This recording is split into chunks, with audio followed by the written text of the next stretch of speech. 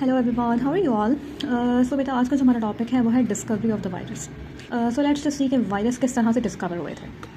So basically there was one thing which was Chamberland Pasteur filter. ये एक ऐसा filter था जो कि पोर्सलेन मड का बना हुआ था, और इस फिल्टर की ये कैरेक्टरिस्टिक थी कि इसका जो पोर साइज़ था वो 0.1 माइक्रोमीटर था। यानी इतने छोटा साइज़ था कि इससे स्मॉलेस्ट बैक्टीरिया जिसका साइज़ 0.2 माइक्रोमीटर है वो भी इससे पास नहीं हो सकता, क्योंकि इस पोर से बैक्टीरिया का साइज़ भी जो है वो बड़ा था।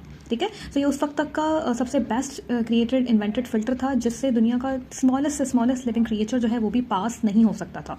That was something to believe. Okay, along with this, there was a plant which was suffering from this disease. There was a tobacco plant which was suffering from this tobacco mosaic disease. इस disease में as you can see that जो leaves होते हैं tobacco के वो basically बिल्कुल spotting होती है, उनके ऊपर ब्लैक कलर की स्पॉटिंग होती है और बिल्कुल कम्प्लीटली डिस्ट्रॉय हो जाते हैं, राइट।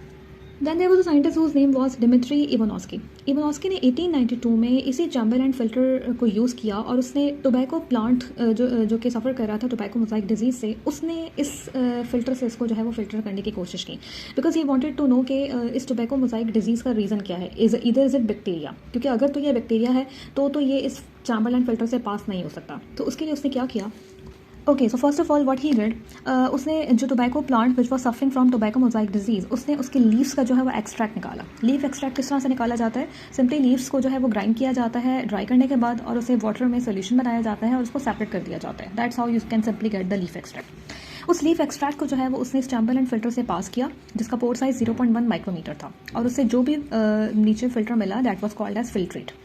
अब उसने इस फिल्ट्रेट से, ना इट वॉज बिलीव दैट अब अगर तो इसका रीज़न कोई बैक्टीरिया है, अगर तो इस डिजीज़ का रीज़न कोई बैक्टीरिया है तो वो डेफिनेटली इस चैम्बरलैंड फिल्टर से पास नहीं हो सका। तो इसका मतलब ये कि इस फिल्ट्रेट में इस वक्त कोई बैक्टीरिया नहीं है, right. So then he treated this filtrate with the healthy plants, healthy tobacco plant. और जब उसने ये ट्रीटमेंट किया, after some time he observe that कि इस हेल्दी प्लांट के ऊपर भी ये डिजीज़ अपीयर हो गई, हालांकि इस फिल्ट्रेट के अंदर कोई बैक्टीरिया मौजूद नहीं था। Hence it was called that कि it is something which is other than bacteria and which is even smaller than bacteria. Hence those agents were termed as filterable agents because they were being filtered by this Chamberland filter. Or they were also called as virus because virus is something which was used to term something which is poisonous or which could cause an infection.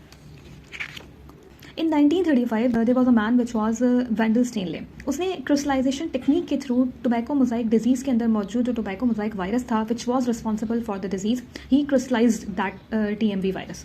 और ये possible हो पाया था because 1931 में electron microscope discover हो चुका था। तो उसके बाद जो है वो केमिकल और उसकी फिजिकल एनालिसिस की गई थी with the help of electron microscope, और उसके अंदर मौजूद जो न्यूक्लिक एसिड था और जो प्रोटीन कोड्स थे वो बेसिकली फाइंड आउट कर लिए गए थे। Hence virus was properly discovered and उसके बाद डिफरेंट वायरसेस को जो कि डिफरेंट डिजीज़ के लिए रिस्पॉन्सिबल थे उनको फिर आइडेंटिफाई किया गया एंड उनके कैरेक्टरिस्टिक्स को फिर स्टडी किया गया।